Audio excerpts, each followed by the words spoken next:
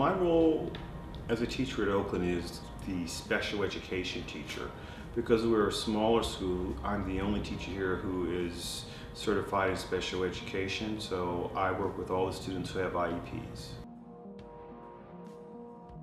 Prior until a bill called the Individuals with Disabilities Education Act, not all students were guaranteed an education. If you had a disability, say you couldn't walk or couldn't talk or things like that, the school could determine that they weren't able to serve you. After the law was implemented, all students, regardless of their disability, were entitled to a free education.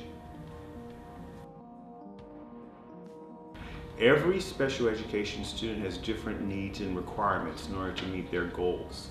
So what is done in the IEP is we write down what the goals are.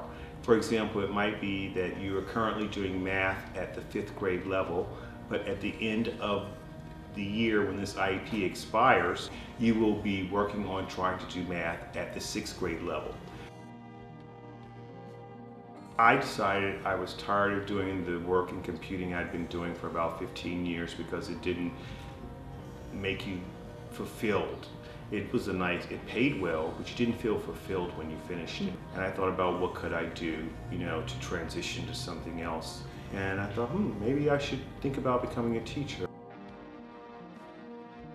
I think we all need to feel like there's someone who wants to help us and that be recognized for what our strengths are and someone to help us with our weaknesses. When I was in high school, everybody had to be, normal. You couldn't, be in braces, or you couldn't, and when I'm not talking about braces on your teeth, I'm talking about leg braces, or, you couldn't be, blind or deaf or things like that. Everybody had to be, and I remember thinking about that's kind of sad because not everybody is that way. Well, I decided to teach at Oakland because our principal, Mr. Met, was the principal at Foss, and I was working there under him, and he transferred over here, and he called me and offered me an opportunity to come over here and work with him. And I like working for Mr. Ahmed. I think he's a fair educator, and I feel like I would be able to do my best work under his type of leadership. For one, it's a much smaller program.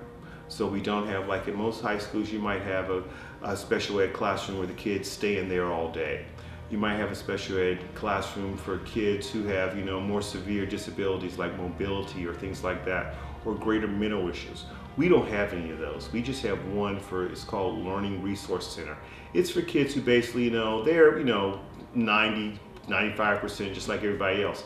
They just might have a small, learning disability in an area, be it math, reading, writing, or something like that.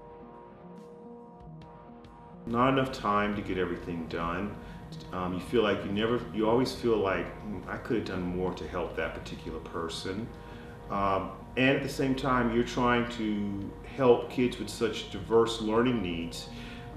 Sometimes you get a little bit overwhelmed and forget what you were doing, what you were trying to reach, and you always feel like you haven't done enough. That, I would say, is the biggest thing about special. I feel very, like I haven't met my goals of what I was wanting to do to help the individual or group of students.